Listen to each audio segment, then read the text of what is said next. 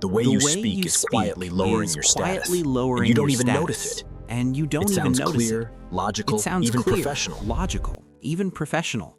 But in high-level environments, communication isn't judged only by what you say. It's judged by the signals you send. And those signals shape how people perceive your confidence, authority, and value instantly. Today, you'll uncover the subtle habit affecting your presence and how to correct it with precision. Most people don't realize when this pattern begins because it hides inside moments that feel completely normal. The instant you're questioned, misunderstood, or slightly challenged, something automatic takes over. You start adding more explanation, more context, more detail, trying to make your message sound complete and undeniable.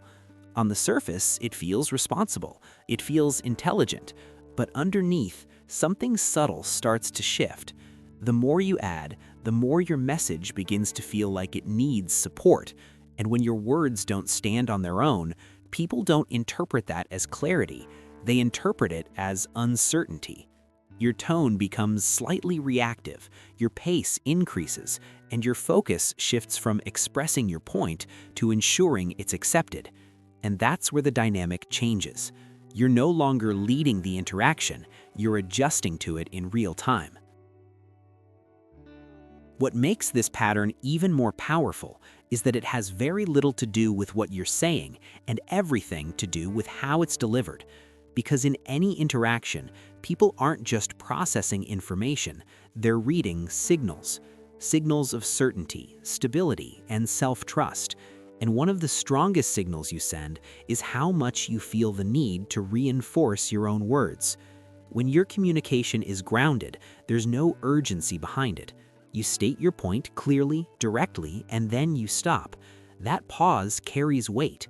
It signals composure, control, and a level of confidence that doesn't need to be constantly validated. But the moment you continue, adding more explanation, more justification, more reasoning, something shifts beneath the surface. What feels like clarity to you begins to feel like compensation to others. It starts to sound less like a statement and more like an attempt to secure agreement. And even if your intention is to be precise, perception doesn't operate on intention, it responds to patterns. The pattern of over-explaining introduces a slight sense of urgency, a need to be understood, a quiet pressure for your message to land perfectly. And this is where the real shift happens. Your communication moves from expressing a position to managing how that position is received. You begin adjusting in real time, trying to close every possible gap. But in doing that, you introduce something far more noticeable than any gap you were trying to fix: hesitation. And hesitation in most environments isn't perceived as care, it's perceived as uncertainty. Your message starts to lose its natural weight, not because it lacks quality, but because it lacks restraint. The more you try to reinforce it, the more it begins to feel like it depends on reinforcement to stand. And once that perception is there, everything changes. Your words are no longer received as grounded, they're evaluated, tested, and challenged, not because people decided to question you, but because your delivery subtly signaled that your position was still open to negotiation. This is where the long-term impact becomes impossible to ignore, because this pattern doesn't create immediate consequences. It compounds over time. Every small moment where you over-explain, every time you add just a little more than necessary, you reinforce a subtle signal that your message needs support. And once that signal becomes consistent, people begin to adjust how they engage with you. They listen differently, they question more, they become less inclined to take your words at face value. In high-performance environments, this difference is even more visible.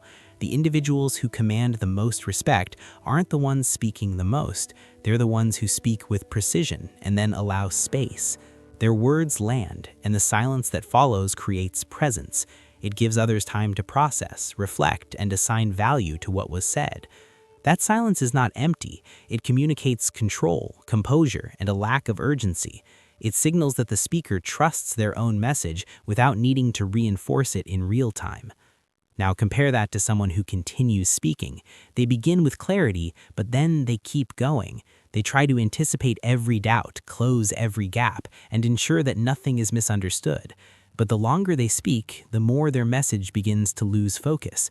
Attention drifts, impact weakens, and instead of sounding more certain, they start to sound less grounded. Not because their ideas are weaker, but because their delivery suggests that those ideas require constant reinforcement. Over time, this creates a predictable pattern. People interrupt more easily, they challenge your statements more often, they test your boundaries without hesitation.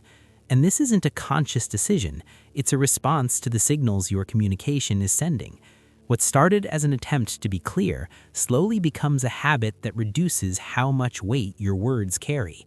The critical shift to understand is this: when your communication feels like it's trying to secure agreement, it no longer feels self-sufficient. And when something doesn't feel self-sufficient, people naturally engage with it more cautiously, more critically, and with less immediate respect.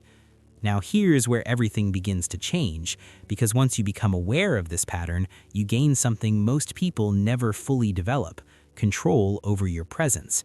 And the shift doesn't come from forcing yourself to speak less randomly, it comes from needing less validation, less reassurance, less pressure to make sure every word is perfectly received. Because the moment that internal need decreases, your communication naturally becomes more precise, more grounded, and more effective. You start with a simple but powerful adjustment.